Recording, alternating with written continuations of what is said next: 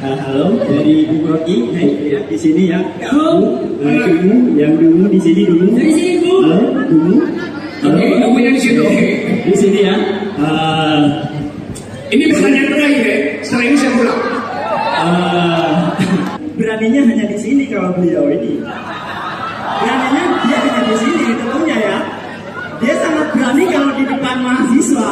Tentunya retorika yang dipakai oleh Rocky Gerung, saya pun bisa, saudara-saudara.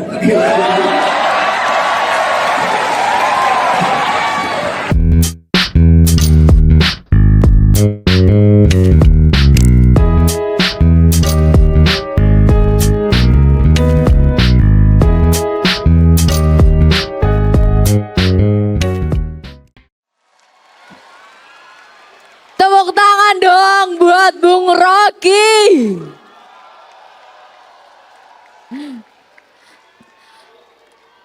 Selamat sore Bung Rocky. Apa kabar kamu?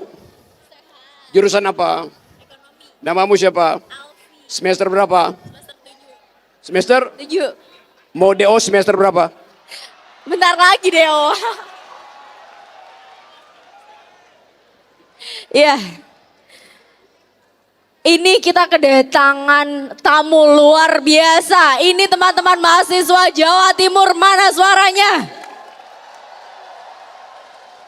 Kalian kasih ultimatum. Dalam 5 menit, Anies nggak datang, presidennya kita ganti.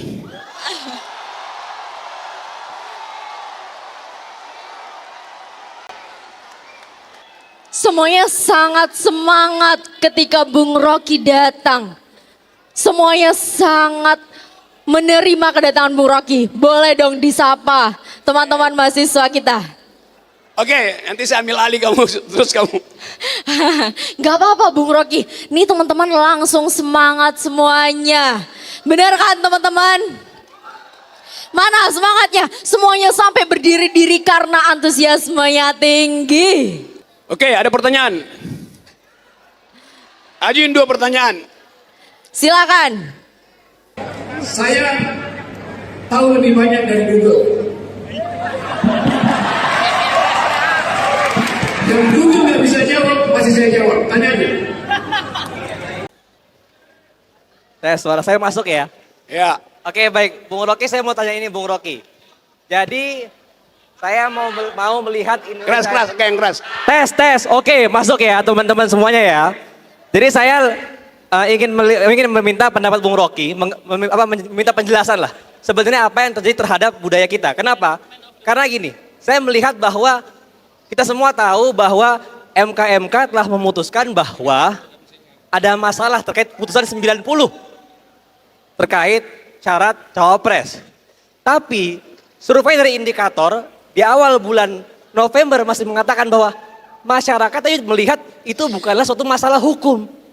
Tidak mencederai demokrasi. Sebenarnya apa yang terjadi pada masyarakat kita? Kenapa sudah dikatakan ini cacat secara etika, tapi masyarakat kita masih mendukung? Apa yang terjadi pada masyarakat kita?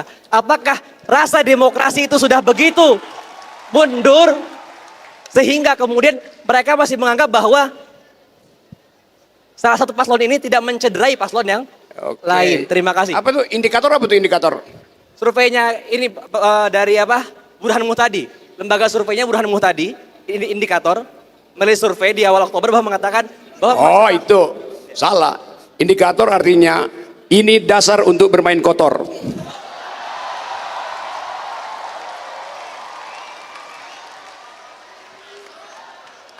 berarti Bung, berarti bagian yang cacat ini akan mencerai semuanya ya Bung?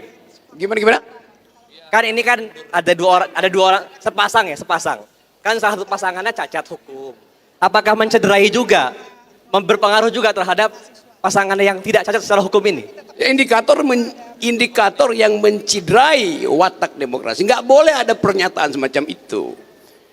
Kan lembaga survei dimaksudkan untuk menuntun pikiran-pikiran kritis, pikiran etik.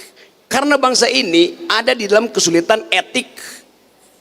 Nah justru mereka menambah kesulitan itu. Itu namanya bodoh, salah. Namanya tolol, salah. Namanya goblok, salah. Namanya dungu. ya betul, dungu.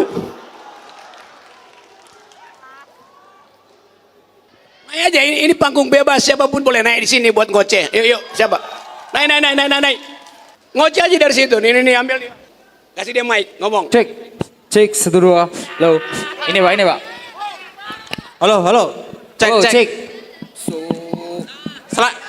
Selamat sore, Pak Rocky Gerung. Ya, saya tahu nih sore. Oke. Saya mau bertanya Pak Rocky terkait dengan apa yang terjadi beberapa hari ke belakang ini yang di GBK. Ini kan seberapa dungunya calon presiden tahun 2024 yang mana di dalam undang-undang pemilu tidak boleh pejabat administrasi negara menunjukkan keterpihakannya dalam satu calon presiden. Seperti itu. Terima kasih. Kamu salah lagi kamu. Ini soal abdesi kan? Ya dia berhak abdesi. Abdesi itu artinya aparat pengabdi istana.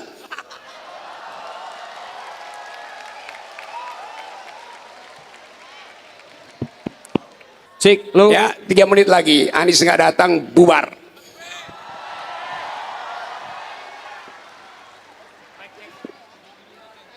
Oke, selamat sore buat Ya, suruh dia telepon ke sini, dia lagi macet. Ayo, siapa lagi mau ngoceh? Cek. Low. Cek. Low. Assalamualaikum warahmatullahi wabarakatuh. Mana? Di mana? Ini Pak. Cek low. Ini. Bung.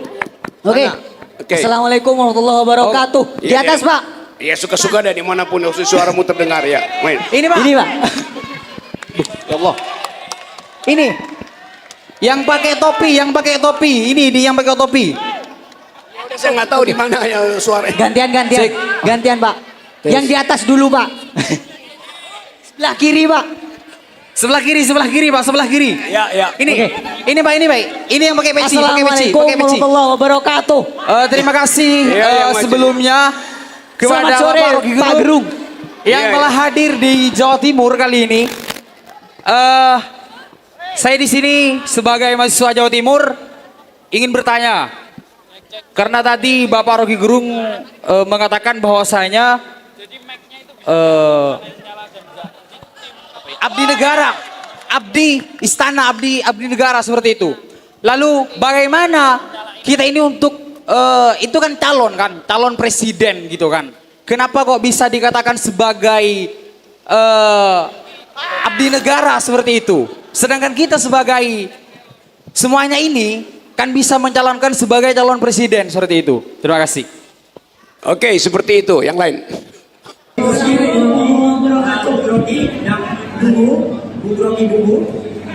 ya. Dulunya nggak terus dulunya. Dulu di sini dulu. Yang dulu di sini. Dulu. Saya mau nanya, ini juga lewat menit, Pak. Kata Bapak tadi kalau Anies Baswedan datangnya kurang lebih dari 5 menit, itu diganti saja. Jadi Ini sudah lebih lewat dari 5 menit, Pak. Terus kalau saya pribadi, saya lebih setuju kalau Bung Rocky jadi presiden. Oke. Bung, sini Bung. Oke, sekian, terima kasih, Pak. saya udah presiden akal sehat. Assalamualaikum. Terima kasih atas waktunya. Perkenalkan, nama saya Muhammad Alifi Akbar. Saya dari Universitas Wijaya Kusuma, Fakultas Pertanian. Nah, saya mau tanya terhadap Bang Rocky. Universitas Wijaya Kusuma, Nggih. Fakultas Pertanian. Pertanian. Oke. Yang saya mau tanyakan ialah dengan yang kita tahu saat ini status Bang Rocky Gerung sebagai tersangka, apa yang memotivasi Bang Rocky Gerung itu tetap berani bersuara dan itu juga bisa memberikan contoh bagi teman-teman kita semua agar tetap berani untuk bersuara secara akal sehat. Lah, secara yang kita tahu sekarang bahwasanya status Bang Rocky sekarang itu sebagai tersangka. Lah, apa yang memotivasi Bang Rocky Gerung itu tetap berani untuk bersuara? Terima kasih. Ya, karena ada sekian banyak massa di ruangan ini yang akan melindungi saya kalau saya jadi tersangka.